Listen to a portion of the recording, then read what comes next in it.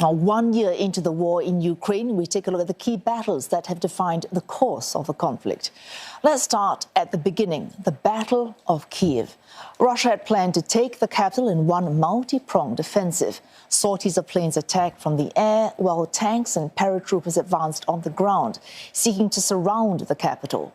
But Ukrainians resisted, employing guerrilla warfare to ambush the Russians, who also suffered from logistical problems. An armored column running out of fuel, a farcical demonstration of Moscow's early disorganization.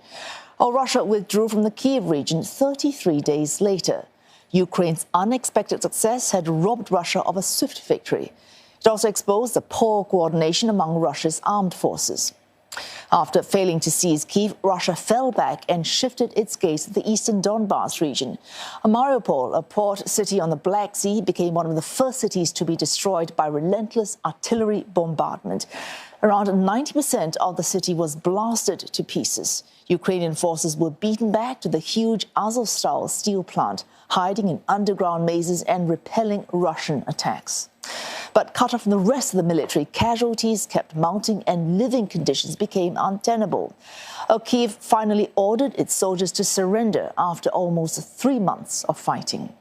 Scores of injured Ukrainians emerged from the factory, meeting their Russian captors. Moscow's victory at Mariupol gave it a land corridor that connected forces in southern Crimea to those in the eastern Donbas. In August, Ukrainian President Volodymyr Zelensky announced a full-scale counteroffensive to retake territory in the south. The key objective was Kherson, the first major city that fell to Russian occupation. The Ukrainian military moved at lightning speed. By early October, 2,400 square kilometers of territory was regained, most of it in just 2 weeks. Kyiv soldiers finally entered Kherson in November, ending Russia's 7-month hold on the city. Ukraine's success dealt a symbolic blow to Russia, for Kherson was the only regional capital that Moscow had managed to occupy. And then there's Bakhmut, where brutal attrition warfare has given it the moniker the meat grinder. Both Ukraine and Russia are suffering heavy losses trying to control the city. Ukrainian soldiers have reported Russian troops charging headlong into gunfire without care for casualties. For Moscow, taking Bakhmut is a key goal. It would allow them to cut off Ukrainian supply lines and advance deeper into Donetsk. But Ukrainian officials say Bakhmut is not of strategic importance to Kyiv. Its military is holding out there to grind down Russia's soldiers and buy time for other counter-offensives. It's signs that Russia is preparing to pour a fresh wave of troops into this conflict. And with the West promising Ukraine more sophisticated weapons, Bakhmut is unlikely to be the final flashpoint in this war. And for more, we're joined by Michel Yakovlev. He's professor at the Paris School of International Affairs.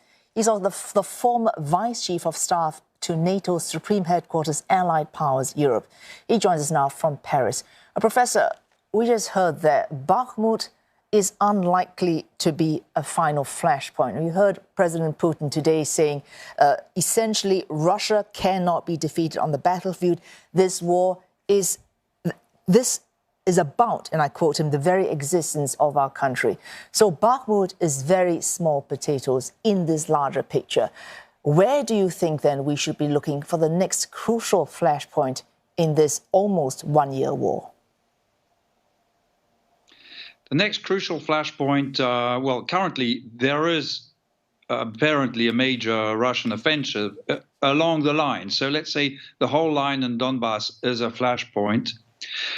I also have a suspicion that the Putin regime will have to try a gambit, a major effort for symbolic victory that would turn the tables, that would show that the initiative is definitively in the Russian camp. And for me, that is not another Bakhmut or another city in the Donbass. It is trying another time for Kyiv, not necessarily to capture it, but at least to encircle it or to start bombing it. I think that's a likely possibility for the Russians. Otherwise, just pushing on in Donbass will get them to the further Bakhmut. Ultimately, so what?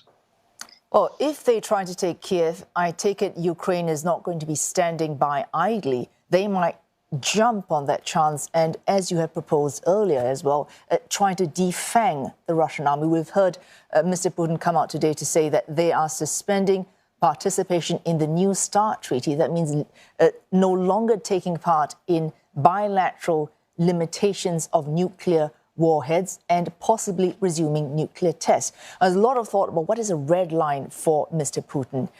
Could his attack on Kyiv and then Ukraine re-attacking him as he attacks Kyiv, could that be the red line that would trigger a nuclear move from Mr. Putin? No, I don't see a nuclear move over Ukraine, period.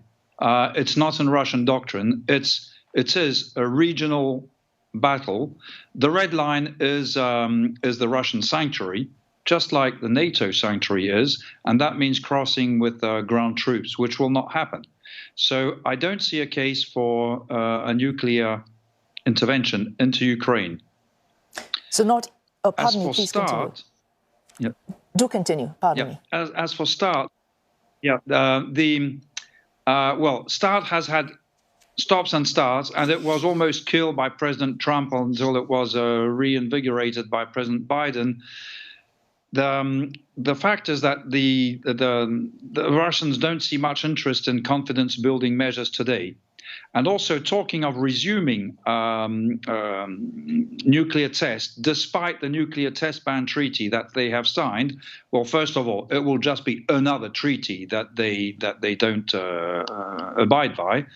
And secondarily, it means that to renovate or upgrade their nuclear armory, they need to go back to testing because their simulation model is ineffective. In essence, it's an admission of technological backwardness. They've got to go back to basics to test their new generation. All right, Professor, a final question here. A lot of concern about who wins, who loses.